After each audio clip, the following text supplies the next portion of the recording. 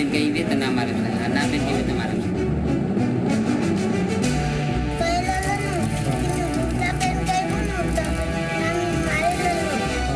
बुर्का पहन के कहला लो। हम लोग हिंदू हैं लेकिन हिंदू वर्ग के यहाँ नहीं है। नमस्कार, स्वागत है आपका। आप देख रहे हैं बड़ी बहस और आपके साथ मैं हूं शिवपूजन झा। कहते हैं परिवर्तन ही संसार का नियम है, लेकिन संसार के इस नियम को लागू करवाने में जब जबरदस्ती होने लगे तो वो परिवर्तन सवालों के घेरे में आ जाता है। परिवर्तन होना स्वाभाविक है, लेकिन जबरन परिवर्तन अपने साथ कई परिवर्तन के साथ आता है। मसला सत्ता का हो, गठबंधन का हो या फिर धर्म का हो। परिवर्तन अगर जबरन हो या नियम के विपरीत हो तो तस्वीर उलझने लगती है। इस उलझन भरी तस्वीर में इन दिनों बिहार के कई जिले नजर आ रहे हैं। लेकिन सवाल है कि नियमों के विपरीत हुए सियासी रिश्तों के परिवर्तन का ये नतीजा है। इसी पर आज करेंगे बड़ी बहस।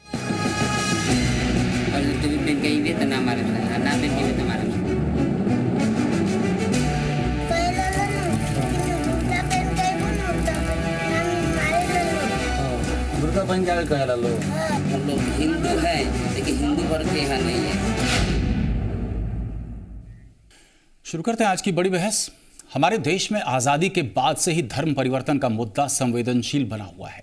इस मुद्दे पर कानून बनाने की मांग पिछले कुछ सालों से जोर पकड़ रही है, लेकिन गुजरात, उड़ीसा, मध्य प्रदेश, छत्तीसगढ़, अरुणाचल प्रदेश और हिमाचल प्रदेश को छोड़कर किसी राज्य का धर्मांतरण के खिलाफ अपना कोई कानून नहीं है। बिहार, जहां धर्मांतरण रोकने के लिए अपना कोई कानून नहीं है, यहां पर बिहार में भी, यहां सिवान में जबरन धर्म परिवर्तन करवाने की कोशिश का एक मामला सामने आया है जो अब राजनीतिक तुल पकड़ता जा रहा है। भारत एक धर्मनिरपेक्ष देश है। संविधान के अनुच्छेद 25 से 28 तक धर्म की स्वतंत्रता का जिक्र है। अनुच्छेद 25 लोगों को अपनी पसंद से धर्म अपनाने और उसके प्रचार प्रसार का अधिकार देता है।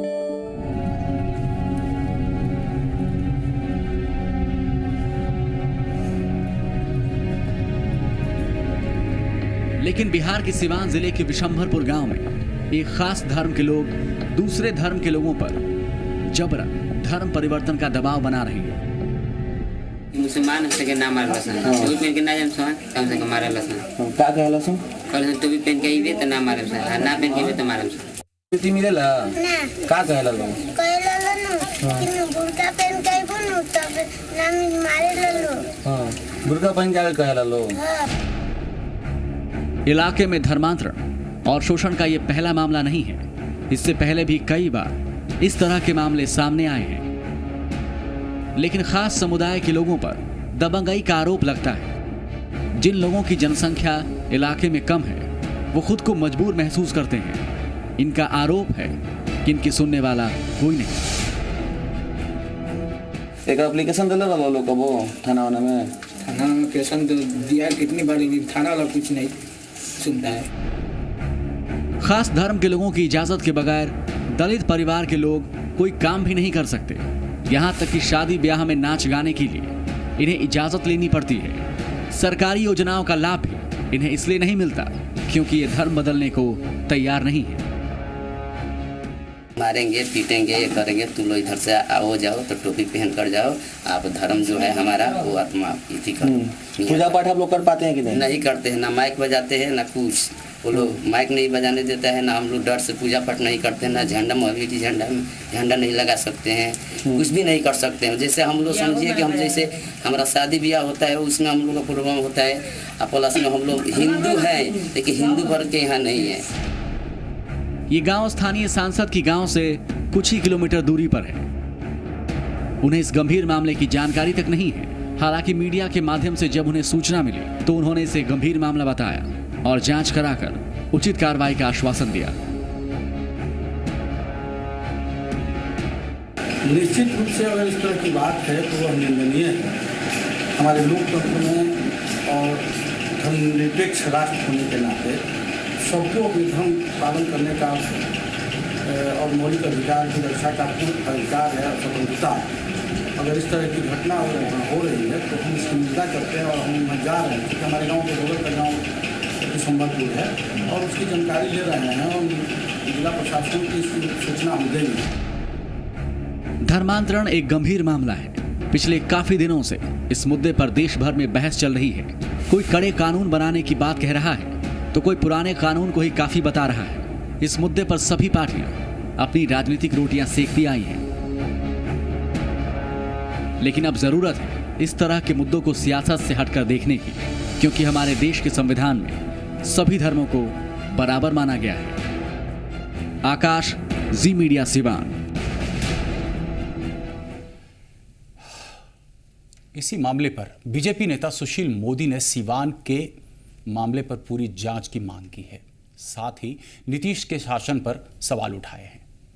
जबरदस्ती धर्म परिवर्तन नहीं होना चाहिए। स्वेच्छा से कोई भी किसी धर्म को ग्रहण करता है, कोई आपत्ति नहीं, लेकिन प्रलोभन देकर जोर जबरदस्ती से अगर किसी का धर्म परिवर्तन किया जाता है, ये राज्य सरकार का दायित्व बनता है कि वह ऐसे लोगों पर कार्रवाई करे ताकि किसी को भी लालच देकर, लोभ देकर या दबाव डालकर किसी का धर्म परिवर्तन न करे। पूर्व में सर पूजा करने को लेकर हत्या भी कर बिहार के अंदर जो नीतीश जी कह रहे हैं कि मैं जब तक वो जंगल राज नहीं आने दूँ, अभी जो बिहार में हो रहा है यही तो जंगल राज।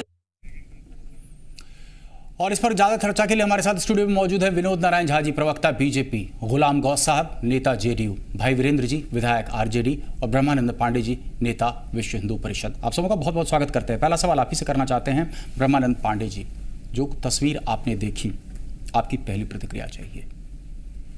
देखिए, स्वतंत्र भारत में इस प्रकार की घटना का होना बहुत ही शर्मनाक बात है, और वो भी राजधानी के इतने निकट सिवान के किसी गांव में इस प्रकार की बात होती है और दलित परिवार के साथ ये बात हो रही है। अभी जो आपने दिखाया उसमें ऐसा लगा कि उन लोगों को किस प्रकार से बाध्य किया जा रहा है टोपी पहनने के लिए, शादी ब्याह में किसी फंक्शन को ऑर्गेनाइज करने में उनको बाधा पहुंचाई जाती है। तो इस प्रकार की बात की जितनी निंदा की जाए वो कम है। और हम कहते हैं कि भारत एक धर्मनिरपेक्ष राज्य है, राष्ट्र है, और यहाँ सबको अपने अपने धर्म का पालन करने का अधिकार है। ये बात सामने आपके टेलीविज़न पर स्पष्ट रूप से गलत दिखाई पड़ रही है कि यहाँ इस प्रकार की स्वतंत्रता नहीं है, कि गाँव ही में, एक ही गांव में कुछ लोग जो बहुसंख्यक में हैं, वे कम संख्या में रहने वाले दलित परिवारों को इस प्रकार से प्रताड़ित कर रहे हैं और प्रशासन चुप है। ये घटना जहाँ तक मुझको जानकारी है, ये 1 साल पहले की बात है। सरस्वती पूजा का आयोजन किया गया था और उसमें सरस्वती पूजा के आयोजन पर जब इन लोगों ने प्रतिबंध लगाया या कुछ उसमें व्यवधान उत्पन्न किया, और उस क्रम में एक दलित परिवार के बच्चे का मर्डर हो गया। केस दर्ज हुआ बड़ी मशक्क़त से, लेकिन आज तक उस पर कोई कार्रवाई नहीं, क्योंकि कहते हैं वहाँ जो पुलिस के पदाधिकारी हैं, जो मुखिया हैं, वे सभी, और स्पष्ट रूप से है कि वे मुसलमान हैं। कोई जल्दी से नाम नहीं लेना चाहता है। आप भी कहते हैं कि किसी खास वर्ग और खास लोग, तो ये जो हिचक है स्पष्ट रूप से नहीं बोलने की, ये हम कम्युनल सेंटिमेंट को नहीं भड़काना चाहते हैं, इसलिए हमारी मजबूरी है। हम आज भी जब ये कार्यक्रम कर रहे हैं तो बहुत कोशिश कर रहे हैं कि किसी भी तरीके से कोई भावना ना भड़क उठे। हमारा मूल मकसद ये है कि प्रशासन क्या कर रहा है, क्या लोगों को आज़ादी है, चर्चा का, इसलिए हमने यही विषय रखा है। तो आज़ादी संविधान में दी गई है, लेकिन व्यवहार में नहीं दिखाई पड़ रही है, और ये परिणाम है जो अपने देश में जो तुष्टीकरण की जो नीति अपनाई गई है अभी तक, उसी का यह परिणाम है कि अपने ही गांव में बहुसंख्यक जो हैं वो अल्पसंख्यक को अपने धर्म का पालन करने में व्यवधान उत्पन्न कर रहे हैं, और प्रशासन पंगु है। ये आप मूल कारण मानते हैं। विनोद नारायण झा जी, आपकी प्रतिक्रिया चाहिए, फिर हम जाएंगे जदयू और राजद के पास। देखिए, इसमें कहीं न कहीं शासन प्रशासन की ज़्यादा जिम्मेवारी है। धर्म कोई बदलना चाहे तो हमारे संविधान में इसका व्यवस्था है, लेकिन और पहले से, आज नहीं है, ये कई संस्थाएं, कई NGO, कई कहते रहे हैं कि कुछ लोग हैं राष्ट्रीय अंतर्राष्ट्रीय स्तर के पर से कुछ लोग लगे हुए हैं, कुछ लोग नॉर्थ ईस्ट में लगे हुए हैं, कुछ लोग बाकी जगह लगे हुए हैं, और वो लोग लगे हुए हैं कि यहाँ लोगों को लालच देकर और जबरन धर्म परिवर्तन कराया जाए। ये मौलिक अधिकार का हनन है, और इस स्वतंत्रता के नाम पर जब मौलिक अधिकार के हनन हो रहा है तो चिंता की बात है। लेकिन जिस तरह का आपने रिपोर्ट दिखाया ये तो और दुखद है, ये तो और चिंतनीय है कि जिस तरह जोर जबरदस्ती हो रहा है। और इसलिए हम लोगों का जो वो मांग है पुराना कि एक मजबूत कानून बनना चाहिए पूरे देश में, जिस कानून से लोग डरे कि भाई जोर जबरदस्ती या लालच देकर या कोई भय दिखाकर इस तरह का काम न हो। और इसलिए उसको बल मिला है इस चीज़ से। तो जिस तरह बाकी जगह है वहाँ बिहार में भी एक मजबूत कानून की आवश्यकता महसूस होने लगी है कि कोई भी, हम किसी एक धर्म की बात नहीं कर सकते, कोई भी यदि ऐसा करे, कोई भी धर्म, जैसे नॉर्थ ईस्ट की बात मैंने की, तो इसीलिए कोई भी करे तो इस पर मजबूती से रोक होनी चाहिए। और ये रोक किसी हालत में होनी चाहिए। और इसलिए कि ये आवश्यक है। और ये हमारा मानना है कि बहुत निंदनीय है, बहुत दुखद है कि जहाँ आप मजबूत में हैं, ज़बरदस्ती आप चाहते हैं कि ऐसा हो, तो ये कैसे, कहाँ जाएगा ये समाज, कहाँ खड़ा होगा ये समाज। इसलिए ये बहुत अत्यंत चिंता का विषय है। गुलाम गौस साहब, सवाल मेरा वही है, हम चाहते हैं हम किसी निष्कर्ष की ओर आगे बढ़ें, इसलिए मैं बातों को ना तो काटूंगा आज, ना उस मुकाम पर इस बहस को लेकर के जाने की कोशिश करूंगा जहां से किसी की धार्मिक भावना जो है वो क्षतिग्रस्त हो। निश्चित रूप से भारत एक धर्मनिरपेक्ष राज्य है और सभी को आज़ादी है कि अपने अपने धर्म का पालन करें और कोई किसी पर दबाव नहीं डाले। अगर कोई किसी धर्म गुरु के आचरण से प्रभावित होकर दूसरा धर्म स्वीकार करता है, चाहे किसी धर्म का लोग, तब तो ठीक है। लेकिन किसी तरह का प्रलोभन देके, किसी तरह का दबाव देके, किसी तरह का मान ले कोई किसी जगह पर बहुसंख्यक है तो अल्पसंख्यक पर दबाव दे रहा हो, चाहे वो आगरा की घटना हो घर वापसी की, चाहे वो सिवान की घटना हो, ये सब निंदनीय है। और उस वक्त किसी भी पक्ष बात करने के बजाय सरकार के, कहीं की भी सरकार, उसको कार्रवाई करनी चाहिए। और मैं समझता हूँ जो मैंने न्यूज़ सुना है, न्यूज़ सुना है, एडीजी साहब का रिपोर्ट आया है कि अभी छानबीन चल रही है पूरे प्रकरण की। इस रिपोर्ट के आने के बाद ही कोई अंतिम बात कही जा सकती है। अब क्या मामला है, क्या मामला नहीं है, हम लोग देखते हैं बहुत जगह, जैसे आप देख लीजिए झारखंड का इलाका है, आदिवासी भाई लोग हैं वहाँ पर। बहुत कड़वा सच है कि एक ख़ास मिशन के लोगों ने, अब पता नहीं, उनको शिक्षा दिया, उनको जो है रहने सहने की व्यवस्था की, या उनको नौकरी चाकरी इस तरह की बात कहते हैं लोग, प्रलोभन दे के भी करते होंगे या इंसानियत के खिदमत के लिए भी करते हों। हमको भी ये भावना पैदा करनी चाहिए, चाहे किसी धर्म के मानने वाले लोग, कि हम में भी जो निम्न है, जो निम्न स्तर की ज़िंदगी गुजार रहे हैं, उनको जो ऊंचा उठाने की कोशिश कर रहे हैं। देखिए, इस गांव के लोग लगातार ये कह रहे हैं कि कई बार पुलिस को अप्रोच किया, लेकिन पुलिस मूक दर्शक बनी हुई है, इन्हें आने जाने तक की आज़ादी नहीं है। क्या वर्तमान सरकार को यह डर सता रहा है कि सेक्युलर छवि में कहीं ना कहीं भट्टा ना लग जाए अगर कोई कार्रवाई करते हैं तो? नहीं, ऐसी बात नहीं है, सेक्युलर छवि की बात नहीं है।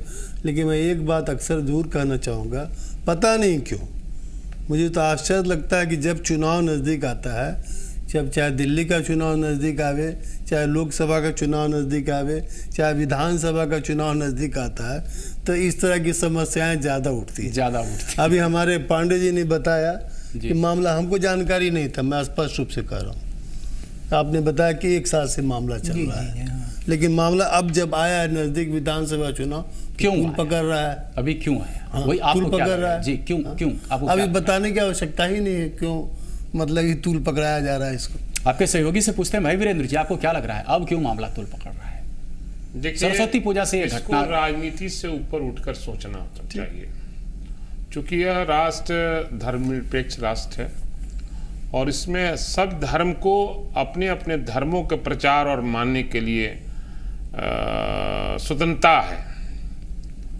और जो लोग अपना धर्म परिवर्तन करना चाहते हैं, स्वेच्छा से उसको करने भी दिया जाता, कर भी लेता है लोग, उस पर हाय तोबा नहीं होता है। ऐसा प्रत्युत्तर घटना थोड़ी दूसरी है। लेकिन कहीं न कहीं जी कोई बात है। अभी हमारे हिंदू राष्ट्र ये विश्व हिंदू परिषद के नेताजी बोल रहे थे, पांडे जी, कि 1 साल से मामला है। तो अभी इंगित किया है हमारे गौस साहब ने कि आखिर 1 साल पहले था तो फिर इसको क्यों नहीं दिखाया गया? सरकार तो आपकी थी, कार्रवाई कर सकते थे। ये सरकार के तक नहीं पहुंच पाई और फिर इन्हीं लोग तक पहुंच पाई, कहीं ना कहीं जांच का विषय है। और इसके गंभीरता से जांच होनी चाहिए और इसमें जो लोग जांच में सही पाए वो सरकार करे। थोड़ा सा इसके पक्ष में हम लोग सारे लोग हैं। थोड़ा सा रुक रहा हूं, विश्व हिंदू परिषद से प्रतिक्रिया लेना चाहते हैं। अगर आपको ये जानकारी थी कि पूरा इलाका जो है उसमें शिमरिंग इफेक्ट था सरस्वती पूजा के आसपास से, आप सरकार के संज्ञान में ला सकते थे इस बात को?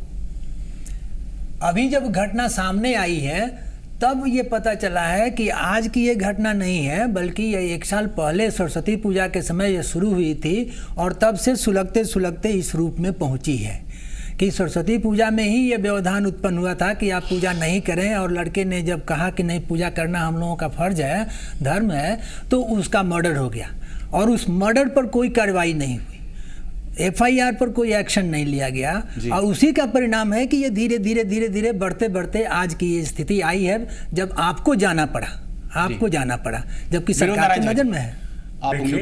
मैं उस लाइन पर नहीं जा रहा था, लेकिन आप अब इन्होंने जो कहा था मुझे उस पर आना पड़ रहा है। गुलाम गवास जी ने और भाई वीरेंद्र जी ने का इशारा कहाँ था? इन्होंने इसको राजनीति करने की कोशिश की। जो जबरन कर रहा है उसको एक्यूज करना में डर रहे हैं ये लोग, क्योंकि यही तो वोट की राजनीति है, यही तो तुष्टीकरण है।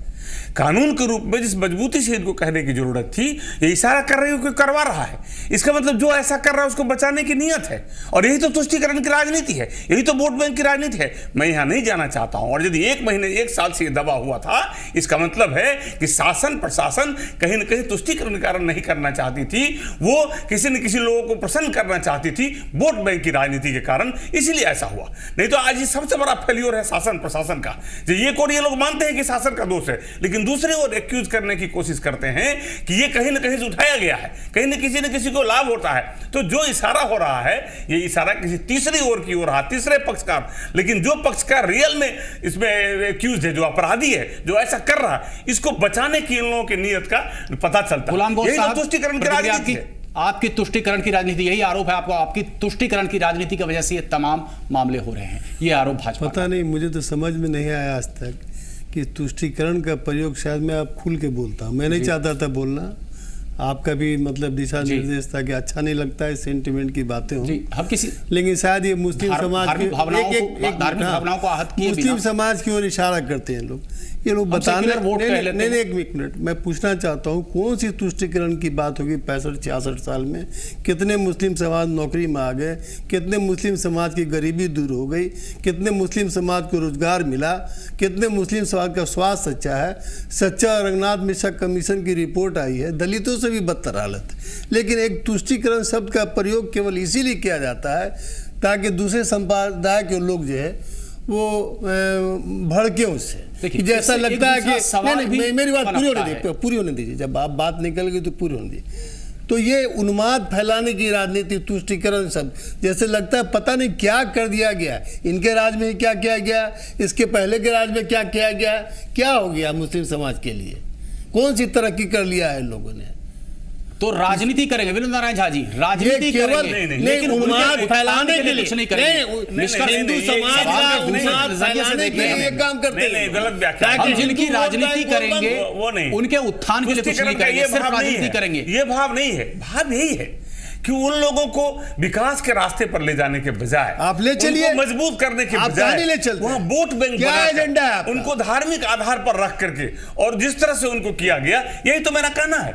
मैं भी कहता हूं कि इस तुष्टीकरण की राजनीति से मुसलमानों को लाभ नहीं हुआ है, और जिस तरह से कांग्रेस ने और बाकी दिनों में बाकी तथाकथित सेकुलर जो अपने को दल कहते हैं, सो उन लोगों ने इसी कारण से इनको अपनी सीमा से आगे नहीं बढ़ने दिया। हो साहबानों का मामला हो या बाकी मामला हो, विस्तार में ले जाने की जरूरत नहीं है, लेकिन यदि ले जाना चाहते हैं तो मेरा भी तो यही कहना है कि ये रास्ता नहीं है। ये संपूर्ण समग्र भारत की रास्ता जब करेंगे, समग्र भारत आगे बढ़ेगा, उसमें सबको साथ लेकर सबका विकास करने की जदयू ने आपके साथ रास्ता अलग कर लिया क्योंकि उनको विश्वास नहीं है कि आप उस रास्ते पे चल सकते हैं। खैर भाई वीरेंद्र जी, आपकी प्रतिक्रिया चाहिए यहाँ इस पूरे मामले पर जो आरोप लगाया। देखिए झा साहब, अभी झा जी ने कहा कि तुष्टीकरण की राजनीति करना ये लोग शुरू कर दिया। मैं शुरू में ही कहा कि राजनीति से ऊपर उठकर इस पर मामले को देखना। लेकिन उठ कौन रहा है? और मैंने ये राजनीति करना शुरू कर दी। ये राजनीति करना बीजेपी जो राजनीति से परे हट करके वास्तव में ऐसे लोगों के बारे में सोच रही है। बीजेपी ही करती है, दूसरा कोई नहीं करता है। क्यों आप नहीं कर रहे हैं? और इस तरह से हमने सरकार से मांग किया है कि इसकी जांच होनी चाहिए विस्तृत रूप से, और कौन दोषी है उस पर कार्रवाई होनी चाहिए। मैंने ये कहा और इन्होंने राजनीति करना शुरू कर दिया। राजनीति तो इन्होंने भी किया।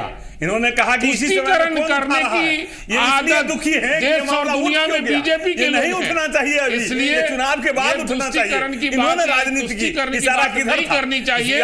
बीजेपी को यही राजनीति मार दे रही है। आप आने वाले दिनों में आप देख लेंगे। आपकी बातों में थोड़ी सच्चाई ऐसे भी दिख रही है कि गौरतलब है लोकसभा चुनाव के ठीक पहले जिस तरीके से पूरा मुजफ्फरनगर सुलगा था, पश्चिमी उत्तर प्रदेश सुलगा था, याद है आपको? जी जी।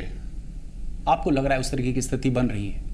यहां हम लोग बनने नहीं देंगे। ये लोग बनाने का कोशिश करेगा, हम लोग बनने नहीं देंगे। जान दे देंगे लेकिन हम बनने नहीं देंगे।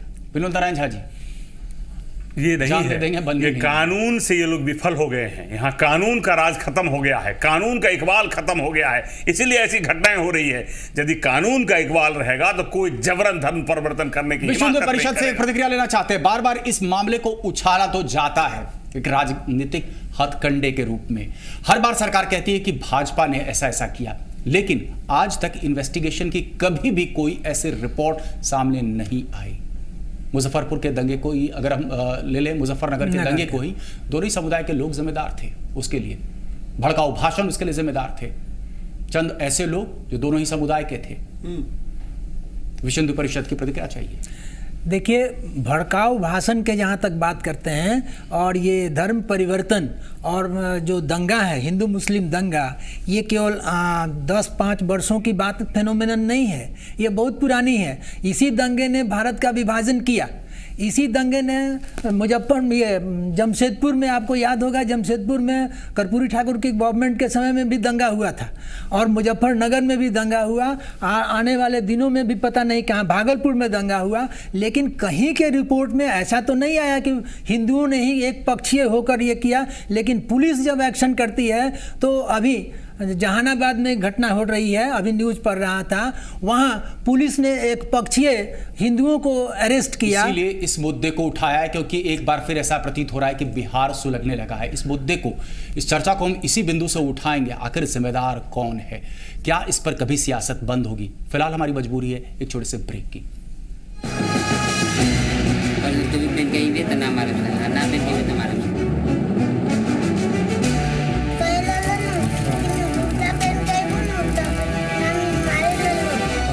बुर्का पहन के कह रहा लो, हम लोग हिंदू हैं लेकिन हिंदू वर्ग के यहाँ नहीं है।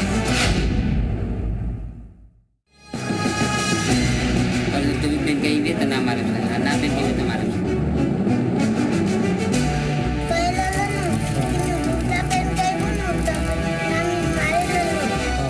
बुर्का पहन के कह रहा लो, हम लोग हिंदू हैं लेकिन हिंदू वर्ग के यहाँ नहीं है। तो ब्रेक के बाद एक बार फिर से बड़ी बहस में आपका स्वागत है। हम चर्चा कर रहे हैं परिवर्तन। देखने को ऐसा मिल रहा है कि बिहार में जबरदस्त परिवर्तन हो रहा है, धर्म के दृष्टिकोण से, समाज के दृष्टिकोण से और राजनीति के दृष्टिकोण से। अब हम सुनवाते हैं आपको 2 बयान, रालोसपा का, अरुण कुमार जी का, और भगवान सिंह कुशवाहा का। क्या इस तरीके के बयान समाज में जहर घोलते हैं? चूड़ी पहन करके बैठने वाले लोग नहीं, इसलिए हमने कहा कि आनंद सिंह का इस्तेमाल ही होता रहा 8.5 वर्ष। और जिस तरीके से आज आतंक वहां फैला रहे हैं पुलिस के बदौलत, तो यह गलत है और इसी बात को हमने रिपीट किया के साथ। तो बीजेपी के ताकत कहाँ रहेगा कोई ठीक नहीं है, और मैं समझता हूँ इस तरह के बयान बात जाना चाहिए। वो छाती तोड़ना जानते हैं तो हम लोग भी छाती के बाता तोड़ना जानते हैं। तो कोई छाती तोड़ने की बात कर रहा है, कोई छाती का बत्ती तोड़ने की बात कर रहा है। पब्लिक लाइफ में रहते हैं गुलाम गौस साहब, इस तरीके के बयान को किस तरीके से देखते हैं? जहर घोलने के सिवाय क्या तात्पर्य होता है? बयान को कदापि अच्छा नहीं समझता हूं, चाहे किसी दल के लोग हों। लेकिन मैं एक बात बड़े सम्मान के साथ कहना चाहता हूं, न्यूटन्स का भी नियम है कि हर क्रिया की प्रतिक्रिया होती है, स्वाभाविक है। जब आप वाजपेयी जी ने एक अवसर पर कहा था सदन में कि जब अगला खिलाड़ी फॉल खेल रहा हो तो सामने वाला कब तक चुपचाप खड़ा रहेगा। तो कोई भी नेता, अगर अरुण जी ने कहा, मैं तो समझता था कि अरुण जी बहुत शालीन व्यक्ति हैं, इस तरह के शब्दों का प्रयोग नहीं होना चाहिए। लेकिन सर, एक खिलाड़ी फाउल खेल रहा है, दूसरा खिलाड़ी भी फाउल खेलता है, तो इसका दूरगामी परिणाम होता है, खराब होगा, जहर घुल जाता है निश्चित रूप से। निश्चित इसके लिए सभी को संयम रखने की आवश्यकता। या हम धर्मांतरण की बात करें या घर वापसी की बात करें, लव जिहाद की बात करें, अंत में भुक्तभोगी तो बहुत गरीब जनता ही होती है। सही बात है, सही बात है। कानून को अपना काम कर देना चाहिए, संविधान को करना चाहिए। लेकिन मैं राजद वालों से पूछना चाहता हूं, अभी भगवान जी ने कहा, उनको कहने का क्या हक है? जिस पार्टी के नेता लाठी में तेल पिलाने की बात करते हो, उनको क्या हक है? क्या क्या भाषा बोलने के आदी रहे हैं। इसीलिए, और मैं उनके सपोर्ट नहीं करता हूं, लेकिन आप शब्दों को, शब्दार्थ और भावार्थ में फर्क आपके लिए है। यदि अरुण सिंह जी बोल गए तो वो शब्द का एकदम शब्दार्थ है, वो भावार्थ नहीं है। छाती तोड़ना भी कहीं न कहीं कहावत भी है, कहावत भी है, छाती तोड़ दे, और ये कहावत भी है, कहावत है कि उनका मुकाबला करेंगे। लेकिन जवाब क्या आया कि हम अपने लोगों को, उसका राजद के नेता कहते हैं, हम अपने लोगों को उकसा देंगे, घर से निकाल देंगे। क्या है तो क्या उन्होंने तो एक कदम बढ़ा तो तीन कदम बढ़ा दिए, और उनका बढ़ाना स्वाभाविक है। इन्होंने जो कहा है वो थोड़ा लगता है कि नहीं कहना चाहिए। लेकिन राजद वालों को क्या हक है? ये तो जातियों की लड़ाई में, जात को खून करवाने में, एक जात को दूसरे जात से कटवाने में इनको महारत हासिल रहा है। यही तो उनका जंगल राज था। तो इसलिए इन लोगों को क्या हक है कि अरुण कुमार जी ने कह दिया छाती तोड़ देंगे। ये लोग तो इनके नेता लाठी बनाने की बात करते थे। ये लोग जो बात बोल रहे हैं जी, ये लोग को शरीर से जातीयता की बू आती है। इन लोगों के शरीर से जातीयता की बू आती है। जो सामाजिक न्याय का लड़ाई लड़ा और सामाजिक न्याय को हक दिलाने की लड़ाई लड़ा, समाज को आगे बढ़ाने का काम किया सामाजिक न्याय के तहत, और मुस्लिम परिवार को, दलित परिवार को आगे बढ़ाने का काम किया, उसको ये कहते हैं कि वो जात पात करते थे। और इन लोग के जात पात करता है तो कहता बहुत अच्छा काम कर रहे हैं। ये लोग से के शरीर से जातीयता की बू आती है, और लाठी पिलाने और तेल पिलाने की बात ही है।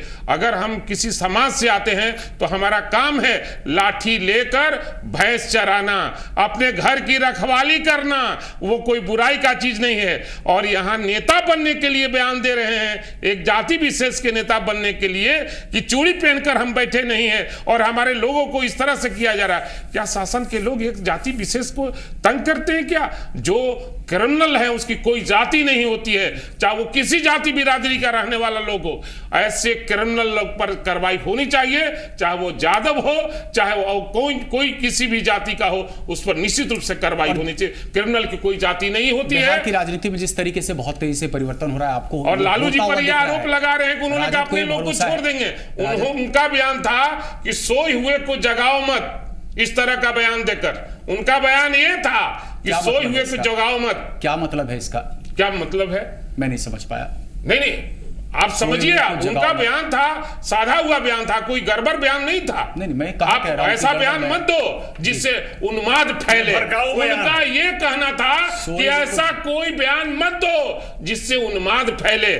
उनका सोया हुआ कौन है ये नहीं समझ पाया। सोया हुआ कौन? जिसको वो भड़काना जगाना चाह रहे हैं। जिसको भड़काना क्या चाहते हैं?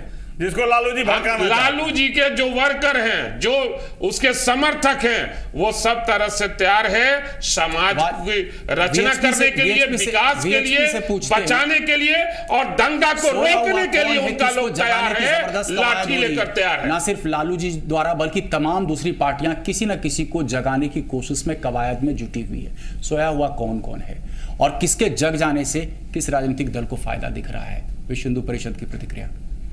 देखिए, जो बयान है कि सोए हुए को जगाओ मत, ये तो एक तरह से धमकी है। ये आपके सोच में धमकी है। और उसी के आसपास दूसरा बयान आया था। छोटे भाई ने कहा था कि हम नहीं बोल रहे हैं, बड़े भैया को कहेंगे, सब आदमी का काम तमाम कर देंगे। और बड़े भैया का नेक्स्ट डे बयान आया कि अब हम समझ गए हैं, अब आप लोगों को बुलडोजर चलाएंगे तो बड़े बड़े लोग ध्वस्त हो जाएंगे। इन सारी बातों को कह के ये राजनेता किसी न किसी पक्ष को प्रवोक कर रहे हैं ताकि वो सबों एक जात हो जाओ, एक साथ हो जाओ, और ये जातीय ध्रुवीकरण करके फिर उसी रास्ते पर बिहार को ले जाना चाहते हैं जिसको हम लोग जंगल राज के रूप में सब लोग जानते हैं। नीतीश जी भी अब तक जंगल राज कहते रहे हैं और आज उसी जंगल राज के साथ चले गए। इसलिए नीतीश जी और लालू जी की दोस्ती जो है गुलाम गौस साहब बहुत धीमा बोलते हैं, लेने की दोस्ती के समान है। होने वाला नहीं है। एक बहुत पार्टी के स्टैंड से ऊपर उठ करके एक हमें चाहिए न्यूट्रल पर्सपेक्टिव। ये लोग लालू जी को जो दोष देते हैं अभी वो छोड़ दीजिए। नहीं, वही कड़ी है, छोड़ दीजिए। वो कैसे देंगे आगे समाज कैसे प्रगति करेगा? आप बात पूरी होने दीजिए। आप जितना टोकते उतने में बात पूरी हो जाएगी। आप जितना टोकते उतने में बात पूरी हो जाएगी। लालू जी का कसूर इतना ही था कि शुरू के दिन में मुट्ठी भर जो लोगों का सत्ता पर अंकुश था, उन्होंने वंचित तबका को, चाहे पिछड़ा हो, दलित हो, अकलियत हो, सबको जगाने का काम किया, सत्ता में भागीदारी किया, और नीतीश जी ने उसको आगे बढ़ाया इस मामले को, इस चीज को, सामाजिक न्याय की धारा को। ये इन लोग को बर्दाश्त नहीं ना हो सकता, इसको बर्दाश्त नहीं कर सकते ये लोग। कहीं ना कहीं इतना तो साफ हो रहा है कि परिवर्तन जबरदस्त तरीके से हो रहा है, ना सिर्फ राजनीति में, धर्म के इसमें भी, और तमाम समाज के दृष्टिकोण से भी। इस चर्चा में बस इतना ही। गुलाम गौस साहब, विनोद नारायण झा जी और भाई वीरेंद्र जी और ब्रह्मानंद पांडे जी, आप सबों को आने के लिए बहुत बहुत धन्यवाद। ताज़ा खबरों के लिए देखते रहिए जी पुरवैया।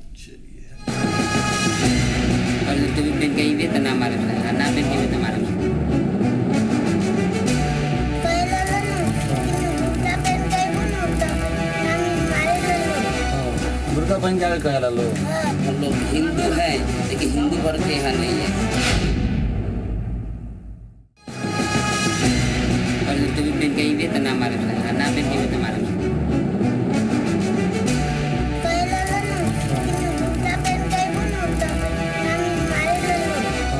बुर्का पहन के कहला लोग, हम लोग हिंदू हैं लेकिन हिंदू वर्ग के यहाँ नहीं है।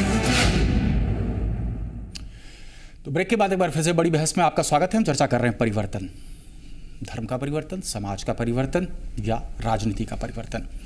कुछ आंकड़े पेश करना चाहता हूं, दिखाना चाहता हूं। हालांकि ये रिपोर्ट थोड़ी पुरानी है, नई रिपोर्ट अभी हमारे पास नहीं आ पाई है। इस रिपोर्ट के मुताबिक जब तक भाजपा और जदयू बिहार में साथ शासन में थी, तकरीबन 24 छोटे बड़े दंगे दर्ज किए गए थे साल 2012। उसके बाद के साल में तकरीबन 87 दर्ज किए गए। ये आंकड़े हैं, होम मिनिस्ट्री को पेश किए गए थे आईबी के द्वारा, इंटेलिजेंस ब्यूरो के द्वारा। एकाएक हम देख रहे हैं कि एक लंबी फहरिस्त सी होती जा रही है। मुजफ्फरपुर की घटना, गया में जिस तरीके से धर्मांतरण को लेकर के बवाल हुआ, भागलपुर की, सीतामढ़ी की, 4 जनवरी को 95 हिंदू परिवार का पालीगंज में घर वापसी कार्यक्रम, ये हो क्या रहा है? भाई वीरेंद्र जी, मैं आपसे समझना चाह रहा हूँ। देखिए, कहीं ना कहीं ये राजनीति से जुड़ा हुआ है और कहीं ना कहीं वैसे दल के लोग उसमें शामिल हैं जो देश में दंगा कराना चाहते हैं, और ये चुनाव आया है इसलिए भी ये लोग ऐसा काम कर रहे हैं। ये मेरा साफ साफ माने आरोप है। विश्व हिंदू परिषद से थोड़ा समझना चाहते हैं, क्या आपको लगता है मौका आ गया है जब बिहार सरकार को बहुत चौकस होना होगा? देखिए, जहाँ तक भाई वीरेंद्र जी का कहना है कि कोई भड़का रहा है, तो हाथ कंगन को आरसी क्या, आपका जो ये रिपोर्ट है वो स्वयं बता रहा है कि क्या वस्तु स्थिति है, इसको कौन भड़का रहा है। हमने लोगों के आरोपों को दिखाया है। देखिए, उसके पीछे मूल कारण क्या है हमने उसकी पड़ताल नहीं की है। लोगों का आरोप है, ये स्थिति वो बता रहे हैं, पुलिस कार्रवाई नहीं कर रही, हमने इतनी रिपोर्ट आपको दिखाई है। तो ये जो स्थिति जो दिखाई जा रही है, इसमें किसका आप कहते हैं कि कौन सा मैं वही तो समझना चाहता हूं, आपको लगता है कि देखिए, जैसे हमने देखा लोकसभा चुनाव के ठीक पहले, उसके पहले भी कुछ ऐसी कोशिशें, चुनाव की आहट के साथ ही ये तमाम मुद्दे क्यों उछाले जाते हैं या एकाएक सरफेस पे क्यों आते हैं? देखिए, चुनाव एक ऐसा माहौल बनता है जहां सबकी नज़र पड़ती है और उसी समय आपका भी अन्य सामाजिक कार्यकर्ताओं का भी एक उम्मीद बनती है कि इस समय जरूर नेता लोगों का ध्यान इस पर जाएगा। उसके पहले सब लोग शांत रहते हैं, सब लोग चुप रहते हैं या एक न एक इंतजार करते हैं चुनाव के आने का कि तब उठाएंगे मामले पक्ष को जो है माने तुष्टिकरण वाली बात है सांत्वना देते रहते हैं और नतीजा ये होता है कि मर्ज ये धीरे धीरे बढ़ते जाता है। बात से इत्तेफाक रख रहे हैं। देखिए ये लोग जो है कहीं भी कुछ कर रहे हैं तो आप देखेंगे कि हम लोग खादी पहन कर जाते हैं, हमारे दल के लोग खादी पहन कर जाते हैं, उनको लोग पहचान जाता है कि ये फलाने पार्टी के हैं। इनका इतना संगठन है, आरएसएस है, हिंदू विश्व परिषद है, क्या है, ये साइकिल पर जाएगा लोग, कभी किसी के भेष में, साधु के भेष में जाएगा, कभी किसी, और कहीं ना कहीं उसमें सरकार आप लोग उसकावा करने का काम करते हैं, उसकाने का काम करते हैं, समाज को भरमाने ऐसे लोगों को भड़काने का काम करते हैं। गुलाम गौस साहब आप जवाब देंगे, ऐसे लोगों को आइडेंटिफाई क्यों नहीं करते? सरकार उस पर कर रही है। पहले सरकार के संज्ञान में इस तरह की बातें नहीं थी, अब संज्ञान में आ रही है, सरकार उस पर कड़ी नजर रखी है। ऐसा नहीं है कब करेगी, नहीं कड़ी नजर रखी है। और ये लोग आपने कहा कि शासन से जब अलग हुए तो इतना दंगा का केस हुआ, हम किसी पर करवा कौन रहा नहीं है, करवा कौन रहा है? आप भी जिम्मेदार हो सकते हैं, ये भी जिम्मेदार हो सकते हैं। हमने किसी पार्टी विशेष को तो नहीं उसमें ब्लेम किया, आप भी जिम्मेदार हो सकते हैं, ये भी जिम्मेदार हो सकते हैं, लेकिन कुछ तो है तथ्य इसके पीछे। गुलाम गौस साहब आपको क्या लगता है? ये मामला बिल्कुल सरकार के संज्ञान में है और एडीजी साहब का अभी कथन भी आया था, टीवी पर दिखाया जा रहा था, उन्हें इस मामले की पूरी छानबीन हो रही है। अगर इसमें कोई दोषी होंगे तो उसको कार्रवाई होगी। और एक बात मैं और पूछना चाहता हूँ, कह रहे थे हमारे पांडे जी कि मामला 1 साल पुराना है, तो वहाँ के इतने जनप्रतिनिधि हैं, हम समझते 6-7 एमएलए तो जरूर होंगे। कभी किसी ने विधानसभा में मामले को उठाया, किसी ने विधान परिषद में मामले को उठाया? कभी तो नहीं उठाया। वहाँ कई बीजेपी के एमएलए हैं, किसी पार्टी एमपी भी हैं, उठना चाहिए, कोई हो सकता है, लेकिन उठाना चाहिए। लेकिन यहाँ एफआईआर आपको लग रहा है कि मामला विधानसभा में उठे, देखिए पार्लियामेंट में उठे, कभी कार्रवाई होगी? वही मैं कहना चाहता हूँ। देखिए मैं कहना चाहता हूँ, आपने आंकड़े दिखाए और इन्होंने आक्षेप लगा दिया हम पर। ये क्या है? ये राजनीतिकरण ये कर रहे हैं। ये मामला ये है कि वो जब हम साथ थे तो कानून का राज था इस राज्य में, लोग शासन का इकबाल था, लोग शासन से डरते थे और जो अपराधी बिलों में घुसे थे वो निकल गए बाहर। जो इन लोगों से, क्योंकि एक तो 2 कारण हुए इसको। एक पहला कारण तो ये हुआ कि कानून का शासन खत्म हो गया। वे लोग जो इस तरह के अपराध में माहिर हैं, वे लोग जो इस तरह के, उन लोगों को प्रोत्साहन मिलने लगा। वे लोग उनके संरक्षक सरकार में चले गए। जो 15 सालों तक जंगल राज के लिए जाने जाते थे, जो इस अपराध के लिए जाने जाते थे, जहां जातियों की हिंसा करवाई जाती थी, उन लोगों की सरकार बन गई और ये अस्वाभाविक सरकार बनी। नीतीश कुमार को इसलिए सरकार, चलिए उसके बाद में हम नहीं जाएंगे, ये एक कारण है। और दूसरा कारण है, और इसी कारण सरकार पर से इनका नियंत्रण खत्म हो गया, प्रशासन पर से। इसीलिए तो हम साथ थे तो वो बिलों में घुसे हुए थे और इनसे शासन चल नहीं रहा है, इनसे शासन संभल नहीं रहा है, इनसे कानून व्यवस्था का, कानून का राज स्थापित नहीं हो रहा। बहाना लगाते हैं कि भारतीय जनता पार्टी और उनसे जुड़े आरएसएस और बाकी लोगों का नाम इन्होंने कह दिया, इसलिए कह दिया कि ये नकारे लोग हैं। ये वो लोग हैं जिन्होंने राज्य को गर्त में मिलाने का काम किया है और फिर वही काम नीतीश कुमार जी 2 सालों से कर रहे हैं, जिसके खिलाफ लड़ करके आए थे, उसी के साथ मिल गए। फिर होगा क्या? कैसे कानून का जबरदस्त तरीके से और हम पर आरोप लगाएंगे, हम पर ये कर नहीं पाते। आप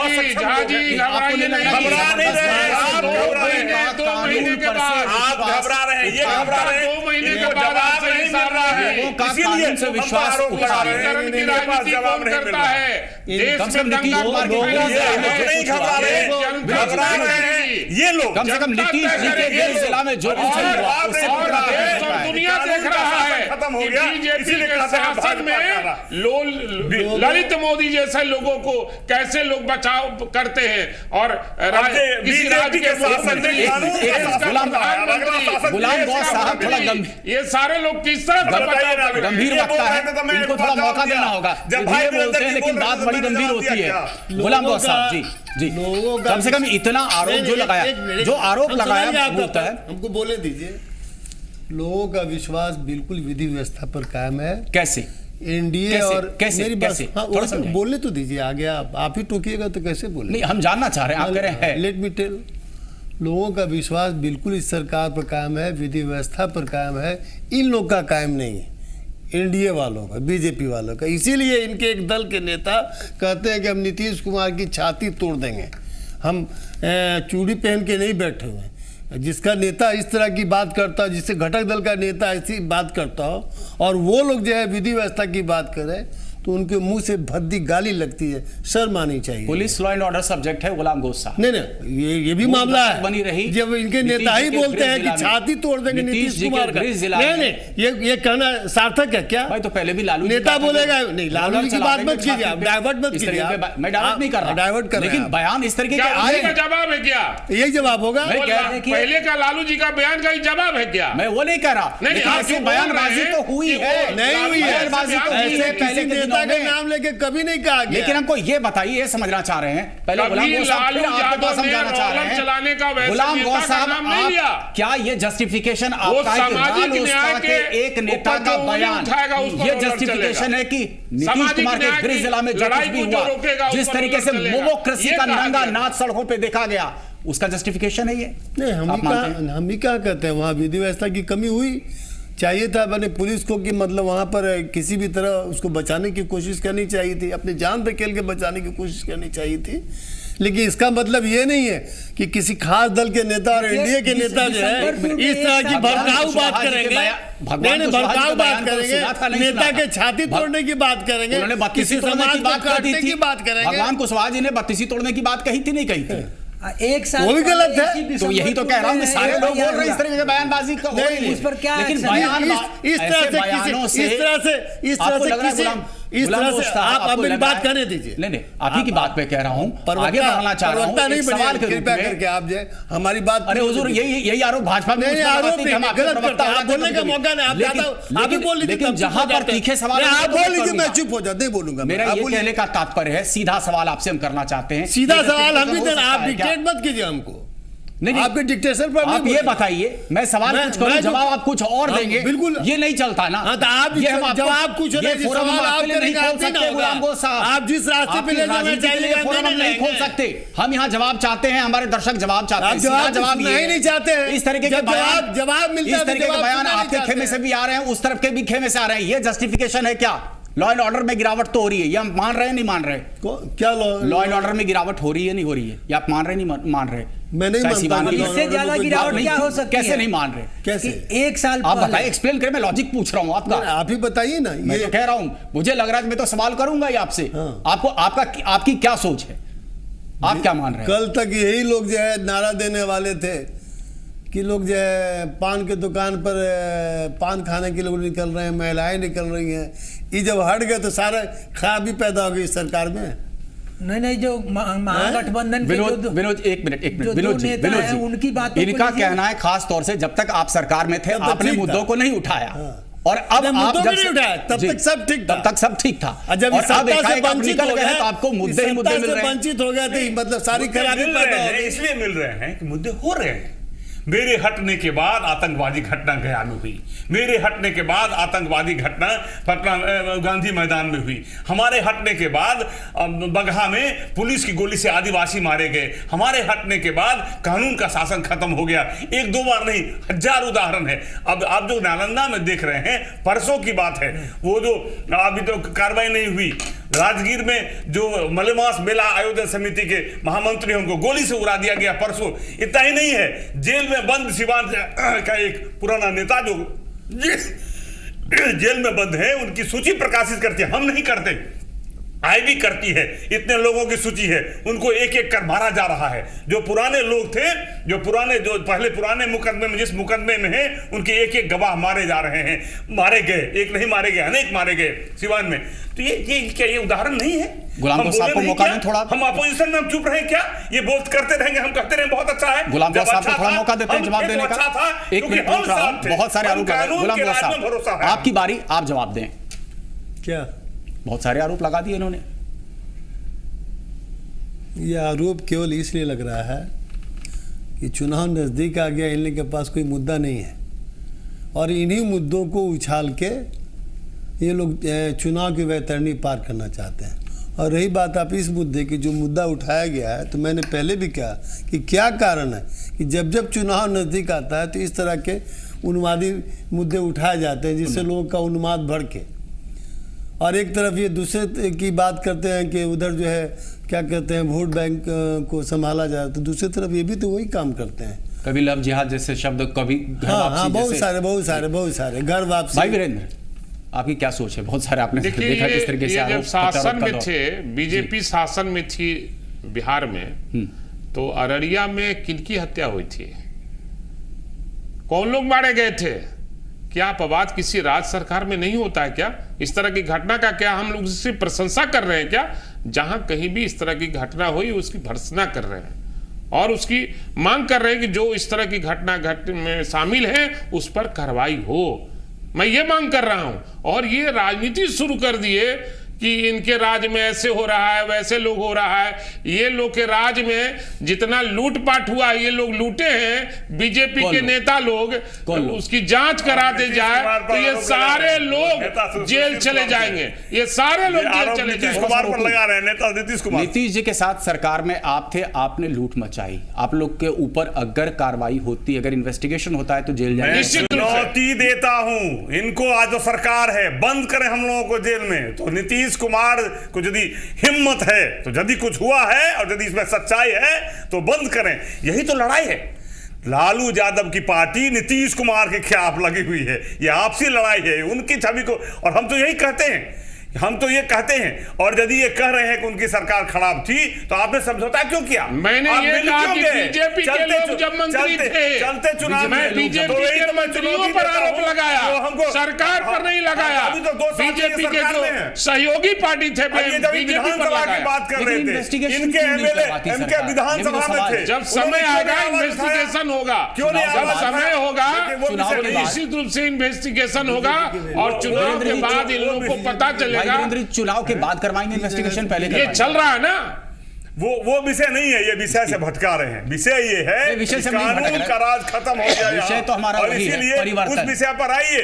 और इन लोगों के पास इनकी बोलती बंद है, इसीलिए 10 तरह के पास मुद्दा कुछ नहीं है। 10 तरह के कहानियां बदल रहे हैं। जंगल राज बिहार में आ गया, प्रमाणित हो गया उसको। ये नालंदा की घटना से और जुमलेवादी लोग हैं, ये किसी चीज को वादा करके कहते हैं वो तो जुमला था। जुमलेवादी पार्टी के लोग हैं ना, और उसी के ये एमएलए हैं, पूछिए ना, जुमले वाले लोग हैं। इसलिए जुमले वाले कोई बात नहीं है। देश की जनता, थोड़ी सी मजबूरी है। बिहार की जनता, एक ब्रेक लेते हैं। ब्रेक के बाद जितने पॉइंट्स हैं उसको सब संजो करके रखिए और चर्चा को हम अंतिम दिशा की ओर लेके जाएंगे इस ब्रेक के बाद।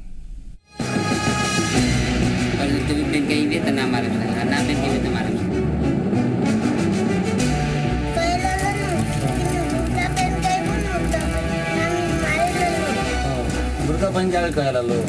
हम लोग हिंदू हैं लेकिन हिंदू वर्ग के यहाँ नहीं है।